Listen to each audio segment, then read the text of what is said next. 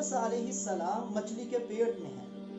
قرآن پاک نے اس حال کو اس انداز میں بیان فرمایا، فنادا فی الظلمات، یونس علیہ السلام نے ان اندھیروں میں اپنے اللہ کو پکارا۔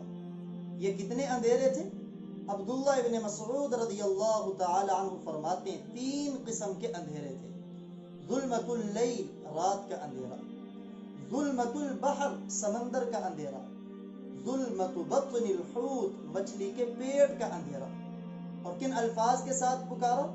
لا الہ الا انت، اے اللہ تیرے سوا کوئی معبود نہیں، سبحانک، تیری ذات ہر قسم کے عیب سے پاک ہے، انی کنت من الظالمین، بے شک میں ہی قصوروار ہوں۔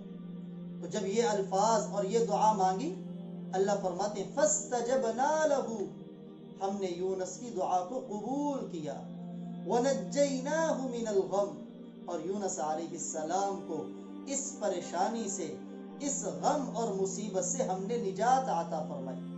کیا یہ نجات اس دعا کی برکت سے صرف یونس کے لیے؟ فرمایا نہیں، وَكَذَلِكَ نُنْجِي الْمُؤْمِنِينَ، ہم ایمان والوں کو بھی اسی طرح نجات عطا فرمائیں گے۔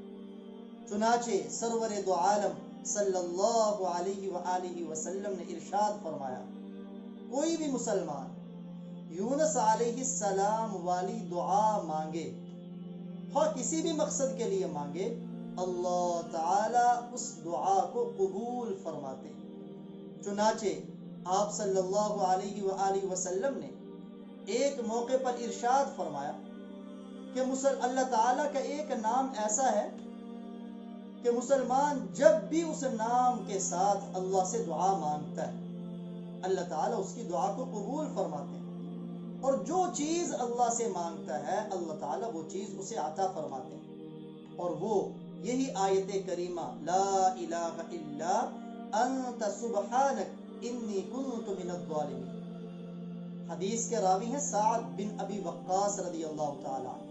عرض کرنے لگے یا رسول اللہ، کیا یہ صرف یونس علیہ السلام کے لیے خاص ہے، یا ایمان والے بھی اگر اس دعا کو مانگیں تو اللہ ان سے بھی مصیبتوں کو دور فرماتے؟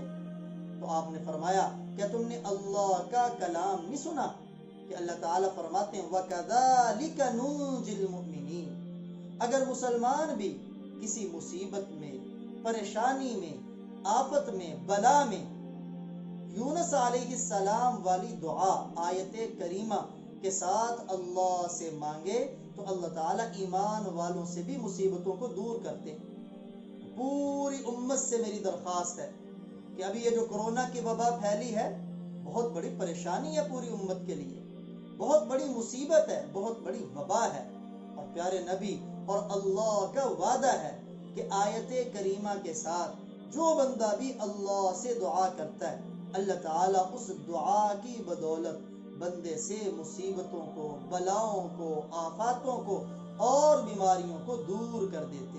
تو آیت کریمہ کا ہم اس کی کثرت کریں، کثرت کے ساتھ اسے پڑھیں۔